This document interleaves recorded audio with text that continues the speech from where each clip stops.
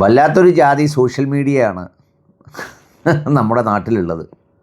ഈ FIFA world കപ്പിൻ്റെ ഫൈനലിൽ സ്പെയിൻ എത്തിയതോടുകൂടി പിന്നെ മുഴുവൻ തെറിയും ലയണൽ മെസ്സിക്കായിരുന്നു.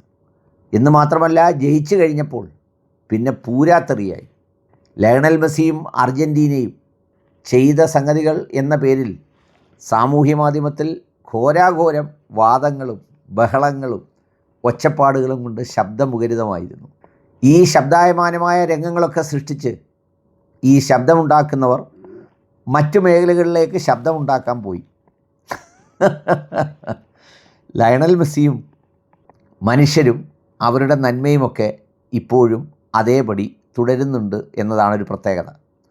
ഞാനിത് പറയാൻ കാരണം വേറൊന്നുമല്ല, സാമൂഹിക മാധ്യമത്തിലൂടെ അഥവാ എക്സ് പ്രൊഫൈലിലൂടെ ഇസബൽ ഡയസ് അയുസോ എന്ന് പറയുന്ന മാഡ്രിഡിൻ്റെ പ്രാദേശിക ഭരണാധികാരി ഒരു പോസ്റ്റ് പുറത്തുവിട്ടു. Leo Messi has donated 80,000 euro for the reconstruction of സയാറ ഓയിസ്റ്റി Madrid. I want to thank him and tell him that the people of Madrid hope to welcome him soon to give him the applauses he deserves.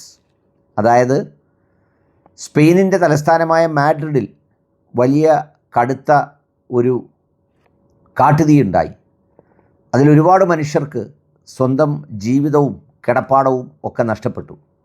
ഈ വാർത്ത അറിഞ്ഞാണ് മാഡ്രിഡിലെ ജനങ്ങൾക്ക് സഹായഹസ്തവുമായി Lionel Messi എത്തിയത്. Indian രൂപ ഏതാണ്ട് 90 ലക്ഷം രൂപയാണ് അവിടുത്തെ പുനർനിർമ്മാണ പ്രവർത്തനങ്ങൾക്ക്, സിയാറ ഓയസ്റ്റ എന്ന് പറയുന്ന ആ ഗ്രാമത്തിൻ്റെ പുനർനിർമ്മാണ പ്രവർത്തനങ്ങൾക്ക് ലയണൽ മെസ്സി സംഭാവന ചെയ്തത്. ആ സംഭാവന സ്വീകരിച്ചുകൊണ്ട് അതിൽ നന്ദി രേഖപ്പെടുത്തിക്കൊണ്ടാണ് അവിടുത്തെ പ്രാദേശിക ഭരണകൂടത്തിൻ്റെ തലവൻ എന്ന് പറഞ്ഞാൽ ഇവിടുത്തെ കോർപ്പറേഷൻ മേയറെന്നോ അല്ലെങ്കിൽ പഞ്ചായത്ത് പ്രസിഡൻ്റെന്നോ ഒക്കെ പറയാവുന്ന അവർ ലയണൽ മെസ്സിയെ പുകഴ്ത്തിക്കൊണ്ട്, താങ്കളെ കാത്തിരിക്കുന്നു മാഡ്രിഡ്, താങ്കൾ ചെയ്ത ഈ നന്മയാർന്ന പ്രവൃത്തിക്ക് സഹായവുമായി കൈയടിക്കുവാൻ ഞങ്ങൾ കാത്തിരിക്കുന്നു, അതങ്ങ് അർഹിക്കുന്നു എന്ന് പറഞ്ഞാണ് അവർ പോസ്റ്റ് ഇട്ടിരിക്കുന്നത്. നമ്മുടെ സാമൂഹ്യ മാധ്യമം നോക്കിയാൽ സ്പെയിനിനോട് പുള്ളിക്ക് വലിയ വൈരാഗ്യമാണ്, ഇസ്രയേലിനോടാണ് കൂടുതൽ ഇഷ്ടം, അതുകൊണ്ട് ഇസ്രയേലികൾക്കാണ് അദ്ദേഹം കാശ് കൊടുത്തത് എന്നൊക്കെ പറയുന്ന വ്യാജ കള്ള വാർത്തകൾ സാമൂഹ്യ മാധ്യമത്തിലൂടെ പ്രചരിപ്പിച്ച ആ വാഹന സംഘം, ആക്രോശ സംഘം കടന്നു പോയപ്പോഴാണ് ഇത്തരം വാർത്തകൾ പുറത്തു വരുന്നത്. ഏതായാലും നന്മയുള്ള മനുഷ്യരും എന്നും സ്മരിക്കാം, സ്മരിക്കപ്പെടാം.